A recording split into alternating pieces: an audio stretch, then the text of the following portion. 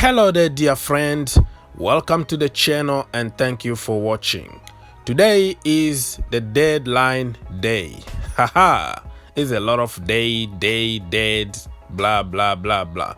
Anyways, guys, all the jokes aside, today is the last day of the transfer window and it doesn't look like Chelsea are gonna make any move when it comes to the incoming, only outgoing. We have Baba Rabman. Remember him? Baba moved to PAOK in Greece, I think, which is a good thing because he was getting paid, for not doing anything at Chelsea. And if you can get rid of a part of his salary, that is going to be a very good thing, because I don't think that we can get any money from him, or any team is going to accept to pay the total amount of his salary. So some of the loan, like Drinkwater or Baba, or I don't know who else is going on loan, we have to help that team with maybe 50% of the salary. So it's still good because you still save some money, but you can see that when you have a lot of so-called dead wood in the team, it's cost a lot of money.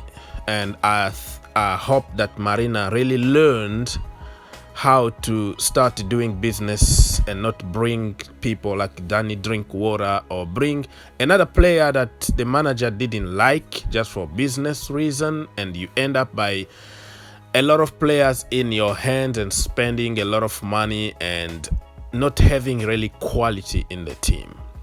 Anyways, the good news today from Fabrizio Romano is that Billy Gilmour, Tino Engren, and a bunch of other players are going to stay at the club, because we're not gonna buy anybody.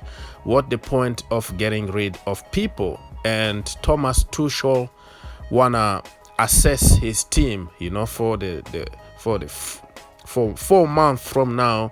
He has to study his players, before making any final decision in summer.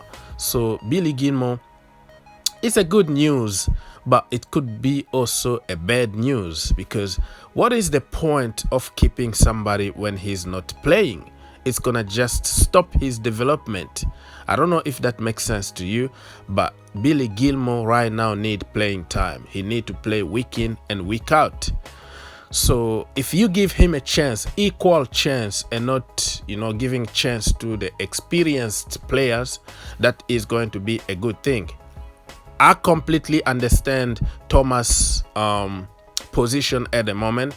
He just arrived in the team. He need to trust certain experienced players, not necessarily that they are better players, but he need to rely on the age, the experience. Billy is very young and I can understand that, but if you're gonna leave him out of the team completely for few games, he's gonna start losing his confidence. You know what I'm trying to say? So if you can revive Marcos Alonso, Tony Rudiger, Jorginho, and even Cover, and then you showed us that you can also revive the good ones. Okay, if you can revive the so-called dead wood, you can also revive the living wood. You know what I mean? If that makes sense. So I would like to see him mixing up everything and not necessarily going for experience, because at some point you're gonna need quality. If you meet a better team who is going to press, and Jorginho is going to give up at some point, we all know how he is, right? So in those cases, I think Billy Gilmour could be the man for the job. But I don't want to really be too biased. I want everything to be fair, because the manager started talking about the physicality. He's not sure about Billy's physicality in the Premier League. How do you know that? Because everybody, even somebody who is going to leave me a nasty comment now, you knew it you've been asking for Billy to play instead of Jorginho. But now it's because we have a new manager and you hate Frank Lampard. You don't want to give him any credit. You are ready to undo anything that Frank Lampard did and start praising Jorginho just so you can show your hate toward the past regime, if that makes sense. But logically, if you are serious and if you are honest with yourself, everybody in the community been asking for Billy Gilmour to have a chance because he is better than Jorginho in many cases. And also people been asking for Reece James to play instead of Azpilicueta. Everybody, don't tell me, oh, I never say that. Yeah, that is what we say when a new manager is in charge, right? Or if something is working out, we try to say, oh, I said it before.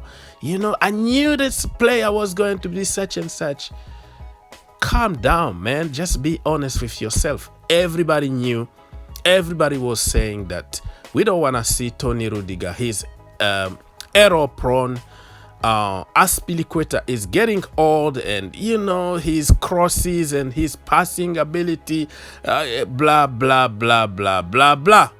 Now, because they performed very good in 2 games, everybody switched. Same old, flip-flop FC and hypocrisy at the highest level. Nothing new here. That's what we do. Every fan in the world just like to see the team win. It is what it is. Marcos Alonso disrespected the club. You know, went to the bus and left the team down after a horrible first half against West Brom. And what happened? Frank Lampard was angry. Frank Lampard took him out of the team. Everybody was happy. Everybody. Don't tell me that you were not happy. You are lying to yourself, you are lying to your family, and you are lying to God. Everybody said, Frank Lampard, well done. We don't want to see that guy anymore at Chelsea Football Club. We didn't want to even see him starting that game to begin with. So we applauded, we praised Frank Lampard, and we say that we don't want to see that guy anymore at Chelsea Football Club. He doesn't deserve the shirt. He doesn't deserve the badge. Look what happened. He's back now, scoring goals. Everybody flipped. Again, Marcos Alonso is the man and Frank Lampard is the devil. Do you see how this thing works? So for me, I'm happy with the decision. I don't think we need anybody right now. We just need certain players to start performing, start scoring goals, start being clinical. Look at Mo Salah. 1 chance, 1 goal in the middle of nowhere. This is what we need from our strikers. And if we start scoring, we start taking our chances, we are good and we're gonna do some damage. I'm just very concerned about Billy Gilmour, Reece James, and even Tino Engren, because what is the point of not playing games? They could end up by being like Tomori. Remember, Tomori was determined to show people what he's capable of. But if you are not on the field, you're not gonna show anything. If you are not given a chance, it's just a waste of time. Tomori wasted a great opportunity to play many games and develop himself. So he wasted like 4 or 5 months of his entire freaking career waiting for a chance that never came. You know what I mean?